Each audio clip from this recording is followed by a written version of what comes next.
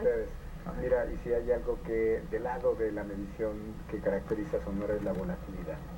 Es decir, Ha sido muy volátil. muy volátil, es un poco lo que pasa en Guerrero, ¿no? Eventos cada semana, eventos cada par de semanas.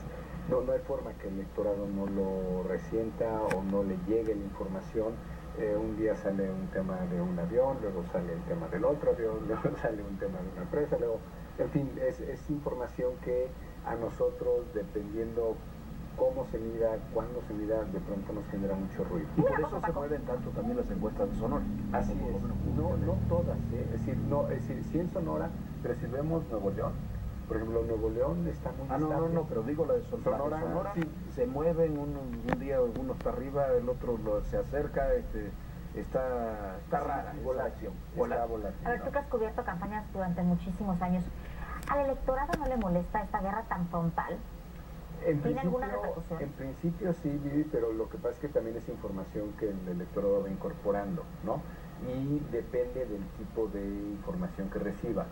Yo creo que, si recuerdan, hasta hace poco había muchas campañas negativas sobre vida privada, Sí, ¿no? claro. Si alguien es vígamo, si es gay, si es pederasta, creo que eso ya pasó a un plano donde, a ver, eso no necesariamente dice mucho de la vida pública, sino que además frecuentemente son infundadas. Lo que importa es esto, vida pública.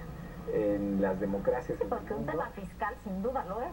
Así, vida pública. Yo creo de las denuncias que se han hecho. Por eso importa, eso voy. Claro, de las denuncias que se han hecho en Sonora, lo de los aviones, todo es, la verdad, termina siendo confuso. Uno dice, bueno, todos son malos.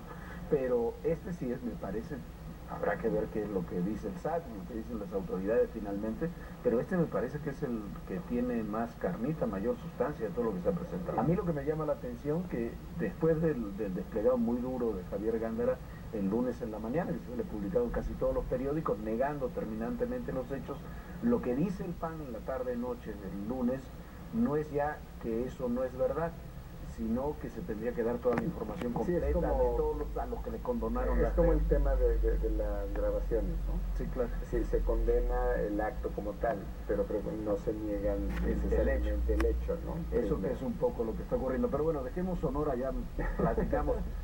Decíamos, vamos, encuestas nacionales, tienes a conocer tu encuesta, la vamos a cotejar